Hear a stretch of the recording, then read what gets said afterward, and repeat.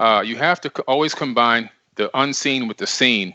And one of the reasons why a real astrologist really can tell you the information about you, your life, and what's going to happen is because the real ones, there's not a lot of them, but the real ones understand cosmic rays, they understand being born under certain frequencies and so forth. And what that means is, when I say being born under a frequency, okay, every planet and moon in our solar system and the entire universe entirety actually emits its own frequency, its own specific wave frequency pattern that can be detected, just like I can detect your face and I understand your face from somebody else's face. It's the same way we can detect these frequencies from stars and planets and moons and so forth. They all emit at a specific frequency. Revolution Radio proudly presents, live from the heart of the Blue Ridge, Roanoke, Virginia. It's the Just Bernard Show with host Bernard Alvarez. Join Bernard as he shares topics that reveal the real matrix and empower your human experience, including world liberty, the esoteric, suppressed technologies, spiritual ascension, and human consciousness.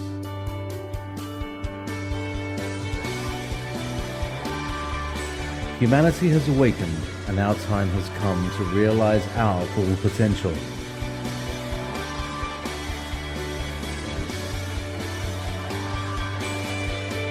And now, live from the Star City, your host, Bernard Alvarez. But anyway, so let's get to today's show. Like I said, I'm very excited. It's a great topic, and Billy covers so many wonderful topics that those of you who are fans of my show and regular listeners are really going to enjoy. Billy is the author of the Compendium of the Emerald Tablets. He's also an expert host on the new original streaming series by Gaia named Deep Space. The series is an exploration of the secret space program, one of our favorite topics, and the types of technologies being used along with their potential origins. Billy Carson is an expert host on Gaia's original series, Ancient Civilizations. Billy Carson is also the CEO of First Class Space Agency based in Fort Lauderdale, Florida, my old stomping ground. Geez, I wish I would have known you back then. Carson Space Agency is involved in research and development of alternative propulsion systems and zero-point energy devices. Billy Carson is also the founder of Pantheon Elite Records.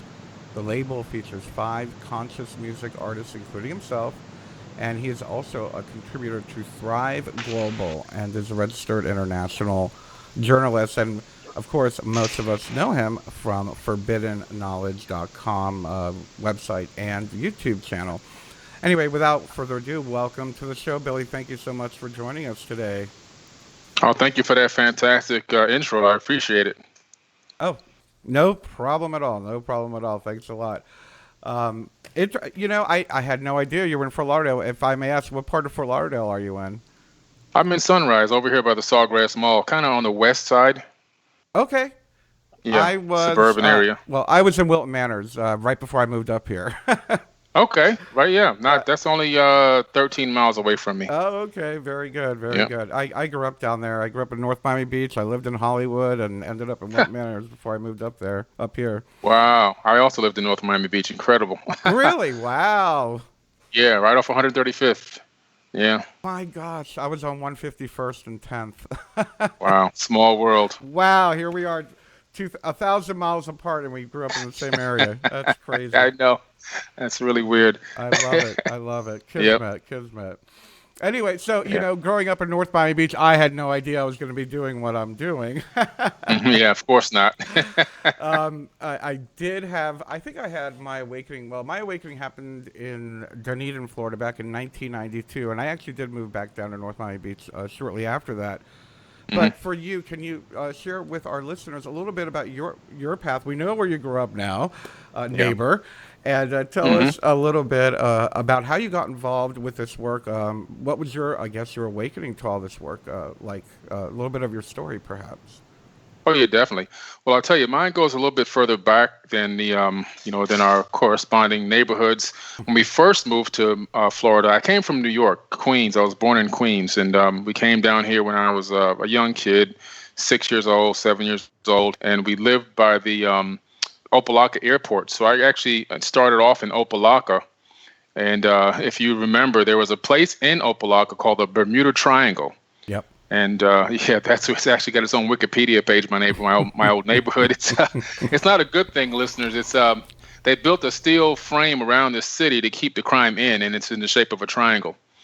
And so I remember sleeping on the floors at night to prevent getting shot in bed and everything else. And the school crossing guards would rob you on your way to school and jack you for your money and your lunch. That's how bad it was. Yeah.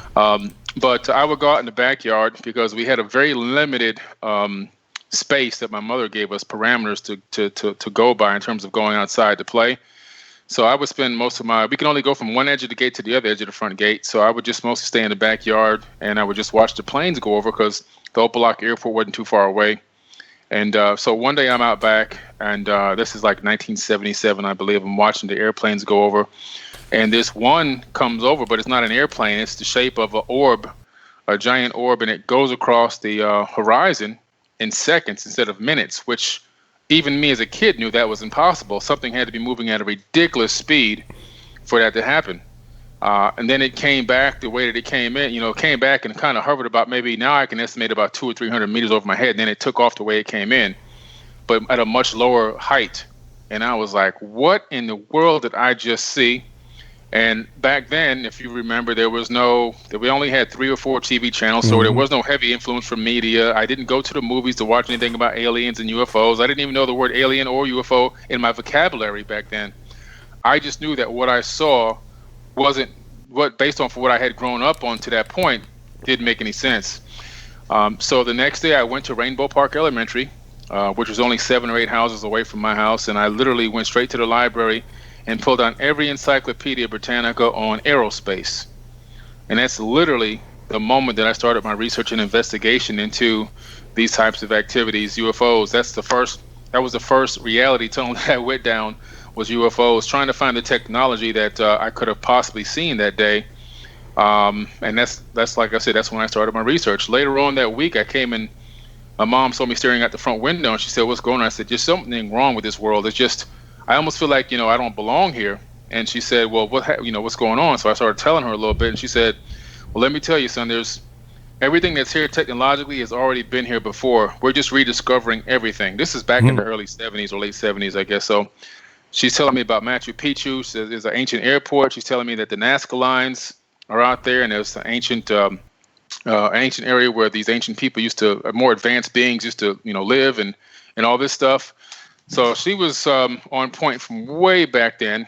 And ironically, bless her soul, because she's now gone, unfortunately, but I'm going a week and a half. I'm going to Machu Picchu and the Nazca lines, thankfully, to go out there. But that's when I started my research and investigation, was literally from that age. Oh my gosh! Wow, you're very lucky to have such an open-minded mother. I know. And aware of that. I was having experiences like that as a kid, and my parents, of course, are like, "Oh, it's all in your imagination," or my grandparents would say, "Oh no, that's the devil. Stay away from that." Right. Yeah. I've heard that from some other family and stuff. Yeah. Oh my goodness, I heard it all. Yeah. Unbelievable. So yeah. So as you got older, I'm guessing your research and your work got deeper and deeper. And I guess my next question is, what kind of led to the beginning of your work with Forbidden Knowledge? Well, what happened was I started working on a project. After many years of doing research on these topics, I started getting into astronomy because everything was leading into space and the stars and finding out about alignments and everything else. So I got a telescope and I started researching. I decided I wanted to research the precession of the equinoxes, and so I can get a better understanding of it. And I knew that it's hard to track it in one human being's lifetime. So I said, let me just study this and try to figure out how in the world were they able to track these precessions, being that, human beings don't typically live that long. But during the investigation and research, I came across official science data that started showing that the precession of the equinoxes were speeding up. And I'm going, well, what in the world is going on here? What would cause this cycle of the stars going across the sky? Is the Earth wobble? speeding up? Is the Earth spinning on its axis faster? What could cause this? And I couldn't find any models that made any sense. So I started looking into ancient texts to see if there was any record of, any of the ancient people talking about the precession happening sooner than later or whatever. And what I came across was this potential brown dwarf star or this other planetary body that intersects with our solar system every so many thousands of years. And scientists were calling it Nemesis in the early 80s, saying that we might be living in a binary solar system, and that our sun would have to obtain breakaway speed to orbit this other star. And that's when I started looking into, I said, that makes sense. But then I started looking into the precession, and I realized that there may be another spatial body out there, massive, with the same mass as our sun, but potentially much smaller, much more dense, and maybe only visible in the infrared mode. So I started researching infrared objects in space and came across, under the 2-mass infrared mode on Worldwide Telescope, I came across a brown dwarf coming out of the constellation of Leo, just outside the orbit of Pluto. And this was about in 2010. Now, fast forward to 2018, or actually what happened in 2016, they came forward on national TV and made the bold claim that scientists at many universities and astronomers around the world had discovered this object, and it's exactly where it said it was, just outside the orbit of Pluto. But back in 2010, I called my website Survive Pole Shift because I honestly believed that this thing was possibly going to create a pole shift of the crust of the Earth based on some research that I'd done because it had happened in the past. But now with the new science data, I realize that it's much more further out than I thought, and that it will not impact with the planet Earth. It will not. What it will cause is could cause landslides, mudslides, fires, increased global warming, which is doing to the whole solar system through the gravitational waves. Mm-hmm. But that's how I got into forbidden knowledge, was Survive Pole Shift. Initially, it was getting hacked and attacked and pinged down because I was talking about a slip of the Earth's crust. And I even made a mobile app for it. It was the very first mobile app that would track earthquake activity and everything, seismic activity around the planet. And that even kept getting shut down. And Apple didn't have an answer. And back then it was called Android, not Google Play. They didn't have an answer as well. So after about a year of it being down and everything being attacked, I just finally switched over and said, you know what? We're just going to call it Forbidden Knowledge. Yeah. And then I switched up in 2011 to Forbidden Knowledge, and then kind of carried on the work from there and just continuing to update my theories and my data to the point where I understand now that it's probably, well, according to the scientists now, it's a 4,200-year orbit. Ancients say 3,600, but it doesn't come close enough to impact anything, but it will affect us gravitationally, and that gravitational wave energy will do what it's doing right now, cause global warming. The global warming is not coming from cows passing gas and your car's exhaust pipes. It's coming from this massive body out there in space that's about maybe 8 to 10 times larger than Jupiter, that is literally sending energy directly into all the planets and moons in our solar system and causing all the ice caps to melt everywhere. Wow. And you've just answered about 1,000 other questions that I have in reference to this. And, you know, you were talking about disclosure earlier, and I can't help the idea, or you brought up the topic of disclosure, I should say, and I can't help but think that disclosure goes beyond other civilizations. It goes beyond UFO experiences. It's almost as if there's a whole another paradigm of science, of research, of history that, like you said, is forbidden knowledge. And little by little, we're getting little glimpses and little pieces, thanks to people like you doing real research and finding out the science behind it. I'm wondering, and we've heard about, I'm sure you've been around the scene long enough. We've heard about how so many of us are going through this spontaneous, awakening, for lack of a better term. And most of the theories behind that is that there is some kind of energy affecting whether it be our physical electromagnetic field or the electromagnetic field of the planet itself. I'm wondering if you have any thoughts of that or any speculation. Oh, you're pretty much dead on with that. I think what people don't realize is you have to always combine the unseen with the seen.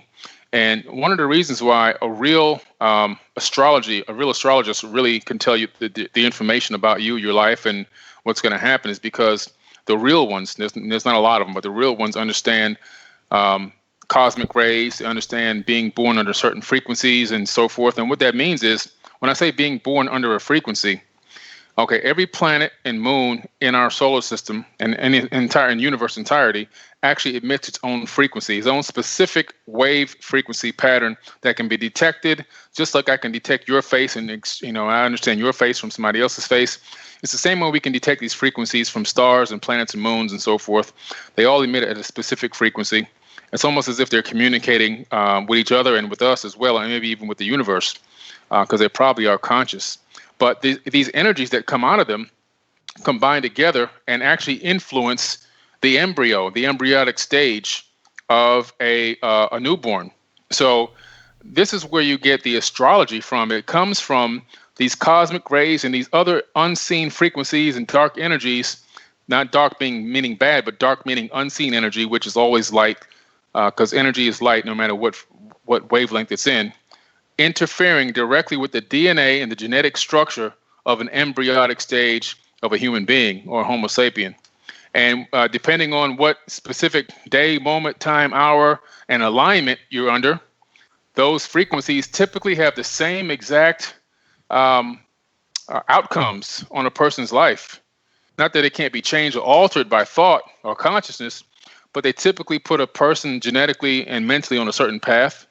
And that's what really it's all about. Now what's happening is in 2012, we had a galactic alignment with the galactic center of our galaxy, which streamed out a lot of cosmic rays at a very powerful rate directly to every human being on this planet, in our solar system, and probably even throughout the entire quadrant of the galaxy.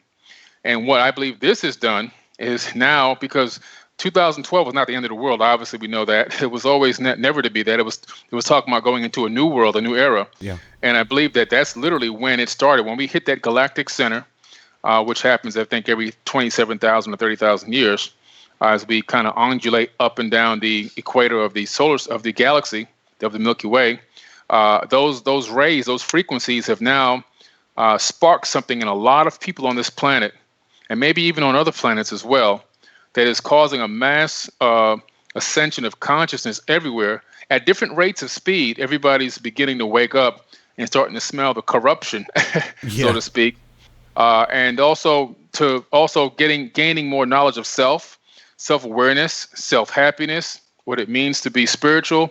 All of these things are starting to come out now all of a sudden, but it really kickstarted in 2012. Yeah, I wholeheartily agree. I think maybe the energy leading up to 2012 got a few of us on the fast track. I guess those that might have been more inclined to it. Mm-hmm. But I definitely see how that era, and it was very interesting, talking to you about 2012, what happened during 2012, and again, going back to what happened prior, is that we saw, I don't know, all these blogs, all these websites, all these apps and all that, either talking about the end of the world or spiritual ascension. And I remember people were talking about how, we're all going to ascend on December 21st. Yeah. And whatnot. And it's very interesting because once we went through that whole 2012 thing, I feel, and it's just like you said, the veil was pulled away. We saw the phonies disappear into the sunset. They took their $1 million they made off of you and disappeared. Yep.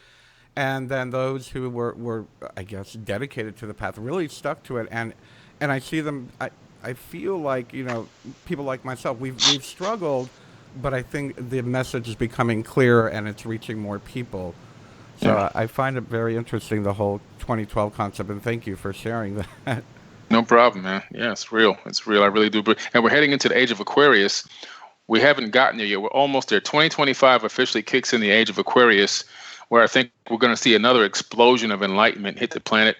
People that were already crawling may start to walk, and people that were trying to get up and crawl may start to crawl, and people that may be already walking may start running consciously, towards ascension. So I'm really excited for 2025 as well.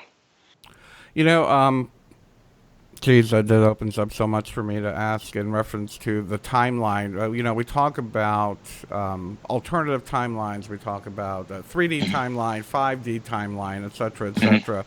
And I'm wondering if, with your knowledge and understanding, the undulation of the path of the Milky Way and all that stuff, Is there a chance that the layperson can understand the frequency timelines?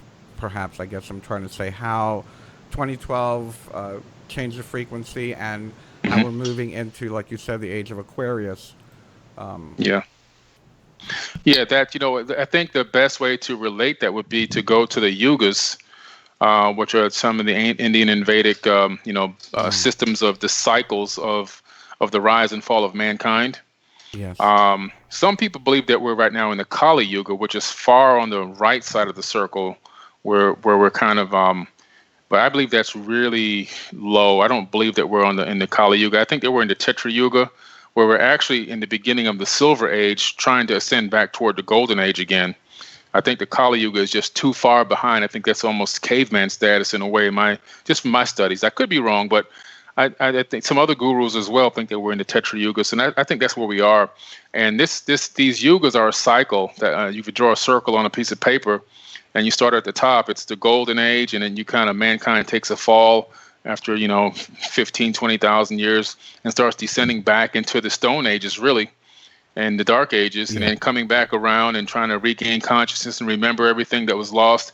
And these cycles typically happen from either a geological disaster or either wars, or maybe a combination of both sometimes. But according to the Mayans, we had lived through 4 worlds already, and we're headed into the 5th. So the age of Aquarius will bring us into the 5th world, is what my personal opinion is, as we head into that star alignment, and we leave out of the age of Pisces, which a lot of people who are religious have the fish on the back of their car, not realizing that it really has nothing to do with Christianity. Yeah. It dates way back further than that. It has to do with the alignments and who was ruling the planet at the time of the age of Pisces, which was Amun-Ra. And Amun-Ra declared himself to be the one and only God. And this text goes way back before the Bible. You shall not worship other gods before me. And when you give thanks, you must say my name at the end of every thanks, which is where people get the word amen. And so they give an amen. They give him praise to this one of the most brutal and evil rulers in the history of this planet, and who took over kingship of this reign under Pisces actually earlier, before Pisces even arrived, which caused a war between him and his own family members, which actually had 2 wars back then. The first Pyramid War he caused, and he caused the second Pyramid War. And the second Pyramid War, he almost didn't escape that one, but he got away. And that's where he had Akhenaten going around defacing a lot of the Egyptian statues and all the different gods, erasing hieroglyphs. And this is why they got rid of Akhenaten out of Egypt. So back to today's show, we left talking about a very important topic, I feel, because a lot of people don't realize. And when Billy mentioned the fish and the Aquarius, that was the first thing that popped into my head, was the symbology that people don't realize is going on. And excuse me. With that being said, there's like 8,000 different ways I can go with this, but I was wondering if you could tell us a little bit more about the astrological ages. Okay, so we have the age of Pisces. I thought, what was the one before that, the age of Leo? It was Leo, Pisces, Aquarius. Right, and we're coming up on Aquarius, and we're in Pisces. Pisces with the fish. Pisces, and people believe that was Jesus. I forgot what the one was before that. But they all have these symbolic, astrological and, or for me, magical knowledge hidden behind them that people don't realize. Yeah, they do. And it sounds like it's a magic and it sounds mystical, but it really has to do with frequency and vibration and its interaction on the human body. Something that people don't realize is that these frequencies can be broken down into digital bits of information, zeros and ones. That's how we read them ourselves when we pick up their signals.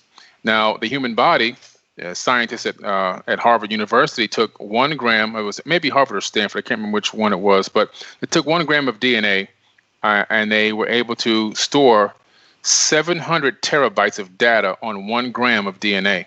Come on. Okay, think about that. 700 terabytes on 1 gram. Now, they were able to then download books and information directly onto their DNA, uploaded right back to the server again. So DNA has been a proven storage medium of digital bits of information and data. Okay, when it's hard plugged. And I also have now found out that DNA emits and receives Wi-Fi information through wireless data. So all of a sudden here, now you've got these planets and these moons and these star alignments emitting frequencies in a digital format. And then you have your human body with DNA that can receive that information and read it like a read and write on a hard drive in a digital format. So our bodies are in communication with the universe 24/7. Mm-hmm. And this is what a lot of people don't realize. We literally are directly connected and receiving and sending data and information back and forth. This is why I always say your thoughts are precious, and you got to realize, you got to be careful of what you think, because the universe is listening. I mean, that is a true statement. There's no truer statement. Every frequency that you emit from your body is being picked up by the collective consciousness, and will have a direct effect not only on you but on everybody else in the entire universe. Wow. And so I guess when we say I'm receiving a download, we're not kidding. We're not kidding. When you say we're receiving a download, that is absolute factual. There's nothing joking about it. There's nothing mysterious about it or mystical about it, or it's scientific proven fact. This is actually what is happening. It's just that you're the person that may be realizing that it's happening. A lot of people don't realize when they're getting a download. They're not paying attention. They've been too disconnected and too distracted. Yeah. And, speaking about the planetary frequencies and whatnot, and then again, going back into this concept of hidden knowledge, of forbidden knowledge, I believe it was maybe 2012, 2013, I had a couple of members of the Dogon tribe. And they were talking about, the Sirius star system and the binary stars, but they also were explaining exactly what you're talking about. Their ancient belief system incorporated the idea that the planets interact with each other using some type of frequency, and those planets interact. The combined frequencies being sent to the planet Earth, created another frequency which changed our consciousness, and it's just amazing how all these years later they still understand that, and we're just rediscovering it again, just kind of like a form of disclosure. Wow, that's amazing that you said that. That's really amazing. Yeah, it's a form of disclosure, and they probably have that in their verbal history that they've been handing on for thousands and thousands of years. But just to go back to the planetary alignments, the precession of the equinox, it was Gemini, Taurus, Aries, Pisces, and Aquarius. The next one is going to be Capricornus. Yes. I was trying to remember because I believe. Oh, geez, what was the gentleman's name? We've had him on the show as well. I'm not going to remember. Kymatica. I don't know if you remember that film back in 2008. Oh, yeah. And he was talking about the ages as well, and how the age of Aries, people think about the horn, the ram's horn, the Jewish tribe blowing the ram's horn, and then Jesus with the fish. So it kind of, the symbology is all there, I guess is what I was bringing up. Correct. Very interesting. And just so much hidden knowledge, so much hidden history that we don't know about. And speaking of that, I was wondering if you could touch a little bit upon what we understand the Anunnaki, and what do they have to do with this hidden history? Yeah, I'm glad that's a great topic, because I think one of the biggest misconceptions about the Anunnaki, and I even went through the phase myself learning about them initially, was that they just showed up here and we were probably some type of ape man, and they genetically modified us, or they created us, actually, is what we've thought in the beginning. Then we realized they genetically modified us. I think what happened was human beings on this planet may have been a different version of a humanoid. Instead of being Homo sapien, we could have been Homo something else. But I believe that we had risen in these four worlds to very high levels of civilizations on this planet, possibly, because this planet is extremely old. And I believe that the Anunnaki arrived when a different version of what we are now, because right now we're changed, a different version of what we are now was already here, but in a more fallen state. In other words, we had fallen from that high level of technology and civilization, and we're going it may have been in the Kali Yugas or something like that, in the Dark Ages, or a new Dark Age, and going back to the caveman phase again when they arrived. So they arrived at a time when we were in a fallen state, and they were able to use that to take advantage of us. And I believe that when they genetically modified the existing hominid on this planet, that they didn't take something that was completely stupid and make it smarter. I think that they took something that was intelligent and much more intelligent than we are today. Not technologically more intelligent, but spiritually more intelligent, more in touch with the universe, more connected through the pineal gland to higher dimensions of thought, more connected with their DNA, because right now all of our DNA has been disconnected. So I really and also their skulls were bigger and their brains were bigger. So I really believe that what they did was the Anunnaki disconnected them, or our former versions of ourselves, from higher realms of consciousness, and they dumbed us down to a certain point and turned up other parts of us. Like they scientifically discovered that we've been genetically prone by insertion of a gene to want to worship. That's a scientific, vetted, peer-reviewed fact. Also, they discovered that we have obviously the disconnected DNA. We also have which they're calling junk DNA. There's no such thing as junk DNA in the human body. Right. But then also they've discovered that chromosome number 2 in the human body was taken out sometime in the distant past, in deep antiquity, and altered in some type of a scientific way in a lab, where they fused chromosome number 2 and put a cap on each end of it called a telomere cap.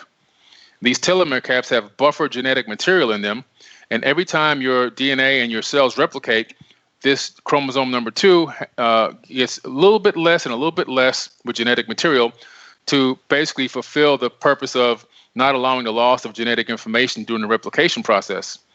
Now, what happens is when you get to a certain age, this genetic material in these buffer caps runs out and you start the death process.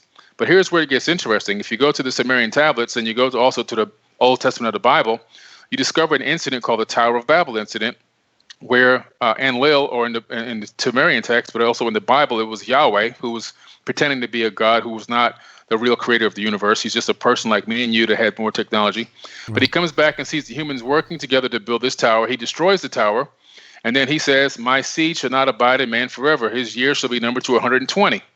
Well, what did they find out at Harvard University when they did this study on the telomeres? They discovered that under the most pristine conditions, a human being can live to 120 years based on the telomere caps, backing up ancient text. So they genetically modified at that particular time mankind to live a much shorter life. And also then what happened was both texts talk about taking human beings, spreading them out around the world, and changing the languages. Basically a conquer and divide tactic to keep people from being able to communicate with each other, become racial enemies of each other, and so forth and so on. So this goes back time immemorial, where now we have conquer and divide and so forth. And they were able to then, because there was a limited number of Anunnaki versus, at that time, I think already in the millions of human beings on this planet, which they realized if they can work together to create a tower and do this and do that, then they can rise up and overtake them. So they put together a very well thought out psychological, scientific game plan to keep human beings in a mental cage, and it's worked until this very day. Absolutely. And, it's very interesting because one of the most popular memes or quoted memes of my work is, I believe that, it states that the greatest conspiracy of all has been the suppression of human consciousness. We can get distracted by chemtrails and GMOs and all that, but the bottom line is the greatest conspiracy is exactly what you're talking about. The suppression of our ability, our divine abilities, our ability to live long, our ability to heal ourselves. Just so much has been, I don't want to say taken away from us, but suppressed. Yes. And it seems like we're at that time now in human history where we're starting to reclaim that. And I think that's what's so exciting. With, speaking of reclaiming, we did have a question here, and I'm wondering if it's okay if we share this. A gentleman is asking about your work with energy and your knowledge of the free energy, I guess, field of, the people that are working on it. And I guess they were asking about Stephen Greer and whatnot. What are your thoughts on that work that's being done? Oh, I thought we lost him. Let me get him back. Uh-oh, we're being suppressed. I'm kidding. Let me try to get him back. Maybe his headset might have died on us. Hey, did your headset die on us? No, I'm fine. Oh, okay. I said, here we go. Talk about being suppressed. Oh, man. As soon as we start talking about free energy, we got shut down. Right? Oh my goodness, that's crazy. Interesting. Well, let's try that Yeah, again. What I don't know if you know anything about the work that Stephen Greer's doing, but someone asked, "What are your thoughts on the work that he's doing with free energy?" yeah.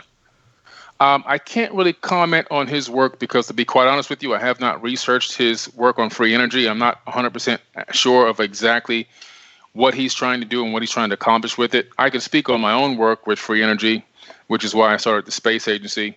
And what we're doing is we're experimenting with perpetual motion devices, where we're using basic magnets to generate movement, which then turns into, we can convert into electricity without bypassing the second law of thermodynamics. The problem that we're running into now is we can do things like charge up a cell phone, a small laptop, turn on light bulbs, and so forth. But in order to power something as big as a small house or bigger, we need gears and we need torque, and that's where the next level that we're trying to get to right now is going to come in with engineers and so forth, and some more experimentation and going back to the drawing board as we try to get torque and gears involved so that we can ramp it up. So that's one of the methods that we're using right there, or we're experimenting with.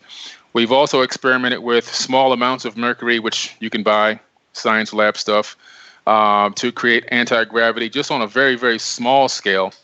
It's very dangerous working with mercury, as you know, and you always have to have a specialist that's there, somebody who really knows what they're doing, to help with that project. So we're looking forward to ramping that experimentation up a little bit more by next year, by next summer. But those are the two fields that we're looking into right now. Perpetual motion has a real good chance of being something really valid to me. It doesn't have any contamination issues. The only thing you'll need to do is just keep the gears lubricated, and a machine like that can run for years, decades, without turning off. Wow, really? And you're using magnets to do this? Correct, magnets, exactly. Kind of similar to the Searle generator that Mr. Searle did many years ago, but by using magnets to generate repulsion, reverse poles, and it really can. I took a fan out of a computer, a computer tower, I should say. I put magnets on the blades, and I put magnets in the opposite poles around the outside edge of the fan, and the fan started spinning. And I said, wow, if I put a coil on this and put a positive and negative, I can create electricity. And that's exactly how I figured it out. And I said, wow, this is too easy. Yeah, and it's all right there in front of us. We just don't see it. Yeah.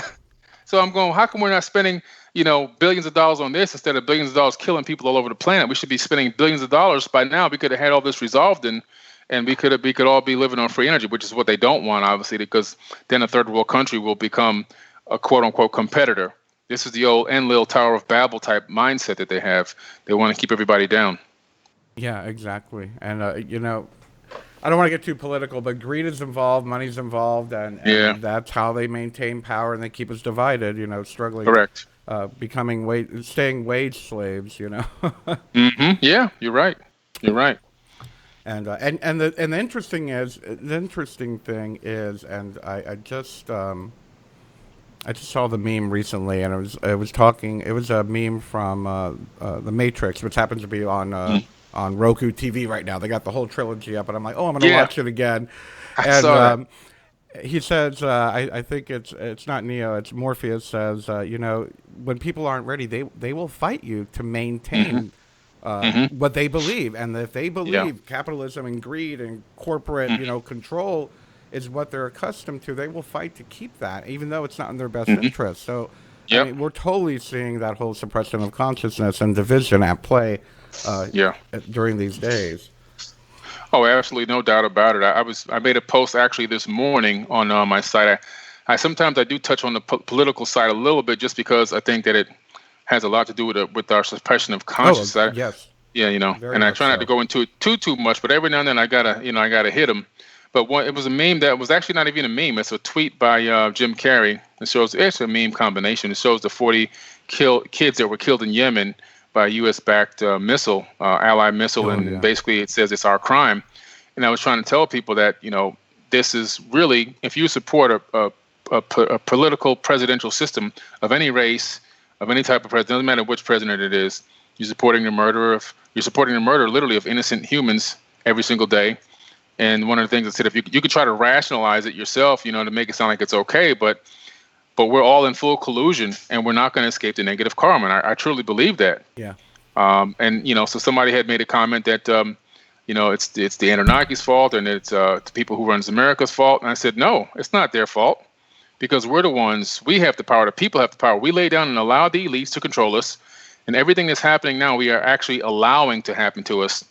So basically, if you want to see who has the power, if everybody's everybody meaning the citizens, go to the bank, take all their money out of the bank, stop buying gas, stop paying their mortgage payments and car payments.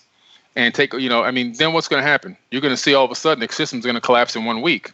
That's proving that the people have the power. If the soldiers all stand down, if the police all stand down, if everybody says we're done, no, it's over, it's enough. That's how you collapse the system. You need unity, mass unity, 20, 30, 40 million people all doing that at the same time, not going to work on Monday. If 20 million people don't show up to work on Monday, the system collapses. So it's we, us, the people. We have to look at ourselves. We're allowing this matrix system to control us instead of unifying and saying one word: no, we're done. Just no more. It's over. And until that happens, which is why I'm hoping we can get a critical mass of consciously aware people and awake people on this planet, so we can get to the point where we can say, look, on X date, we're all going to say no, and that's going to collapse the system in 1 day. And that's the point. That's the way I see the revolution happening. By just everybody saying no. But we've got to unify. Oh, Billy, we have so much in common. I can't agree with you more. This is something that I go through the same with my work. Of course, I either get accused of being a Democrat or I get accused of being a Republican. If I say small government, I get accused of being a Republican. If I talk about universal health care, I get accused of being a liberal. It's like, no, it's not that. It's about humanity, and it's about taking responsibility for ourselves and not blaming a president, not blaming a party. Thank you. We are the ones that are allowing this, just like you said. Yeah. Thank you, man. For real. I mean, like I tell people, there is no such thing as a Democrat or Republican or liberal. That's an illusion. Yep. That's an illusion, man. Absolutely. Yeah. Absolutely. And yet people will fight you to hold on to that illusion. Yeah, they will. Boy, they will. Goodness. Call your names and threaten to unfollow you. I'm like, really? You unfollow me? Okay, go ahead. Okay.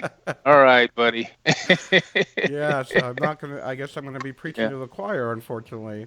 Yeah, but, right. We've only got about 5 more minutes, Billy, and I was wondering if you could share with us a little bit about the upcoming conference that's coming up with Neil and Portal to Ascension.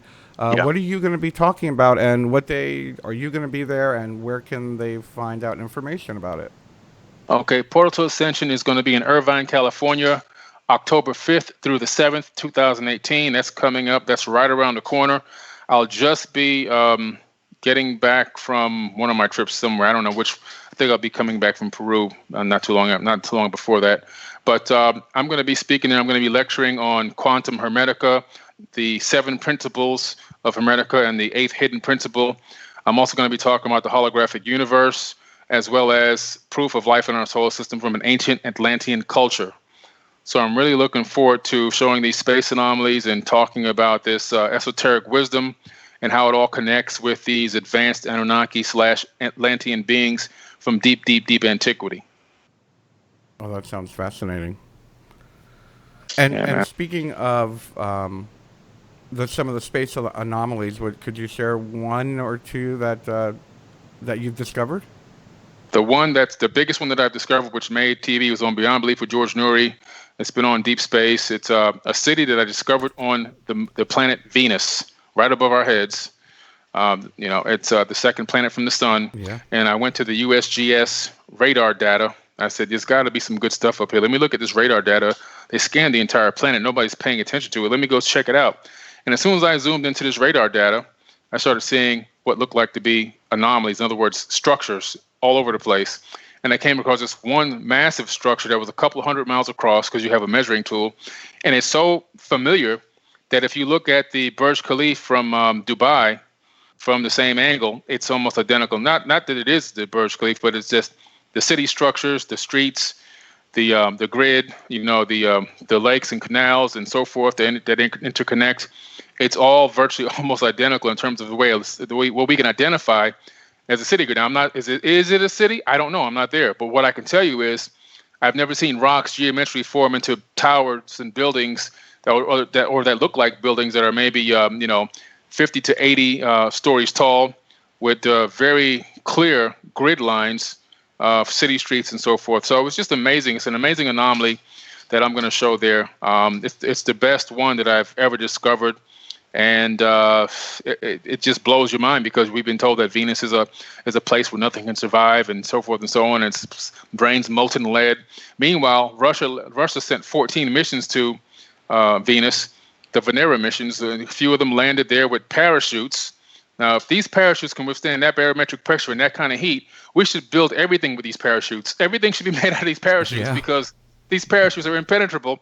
The machines landed, so whatever they're made out of, they should be used in building cars and so forth, because they landed. They also took images, and one of them took an image of something on the ground that was moving around over the course of 2 days or 3 days, and it looked like a crab, a land crab. This is one of the most famous discoveries by Russia, which has been suppressed in America. But in Russia, it's well known that this object, and you can pull it up from the Russian Space Agency, it moved around all over the place, and then it disappeared. So it looked like a land crab, not like a land crab you see on Earth, a little bit more boxy, but It definitely looked like it had legs and some type of antennae on it, and it scurried around and then it left. So I don't know what they're talking about with the temperatures and everything else, but there's something going on with Venus. And it's probably not just Venus. I mean, I just watched I just watched a movie. It wasn't that good of a movie. It was on Netflix called The Titan. I don't know if I saw that. You know, they try to buy it. They try to like genetically alter a human being so he could survive on Titan. Yeah. And when we talk about other planets can't withstand life, it's more like it needs to be said can't withstand human life. Exactly. Because maybe it's not. It may not be habitable for humans. It doesn't mean it's not habitable for nitrogen breathing or carbon or methane breathing or like you said, this little land crab thing. For all we know, it needs 1,000-degree temperatures and high barometric pressure to exist. Right. Exactly. Yeah. Exactly. You're right. We don't know. I found structures on Mercury, which Mercury, we were told the same thing, too close to the sun, nothing can live there. But all of a sudden, the Mercury Messenger missions disclosed that there's billions of tons of liquid water on Mercury right now. And I found structures there backed up to some of these gigantic, I don't know if you want to call them wells or whatever you want to call them, but there's water all over the place on Mercury. Mercury spins one Earth day is 61 days on Mercury. Most of the planet is never in direct sunlight. And so it's got these craters that have all this ice and water when it spins back around the other side that melts. So Mercury, it also has, they discovered that it had our organic gases, oxygen, krypton, helium, everything we have on here to Earth that we need to breathe. They actually have more oxygen on Mercury than we do on Earth. I think Mercury was 41%, we're at 21% on Earth. So come on, this is crazy. Yeah. There's life everywhere. And like we said, it's all hidden knowledge. And yes, that's exactly what the work that you're doing. We are out of time, and I just want to let everybody know, by all means, head on over. This is where I discovered Billy. Go to YouTube, The Forbidden Knowledge as well. You can go to Forbidden Knowledge. Is it .com, Billy? Yeah, forbiddenknowledge.com with the number 4. And also my book, The Compendium of the Emerald Tablets, is available on forbiddenknowledge.com with the number 4, BIDDEN, Forbidden Knowledge. And of course, you can meet Billy live at the Portal to Ascension conference in Irvine, California. Is that October 4th? Is that what you said? October 5th through 7th. Oh, 5th through 7th. And as usual, we will have one more guest coming on. Robert Scott will be joining us in a couple of weeks. Next week, I will be doing a consciousness class. I haven't written it yet, so it'll be a surprise. I love you all. Have a wonderful week. Bye-bye.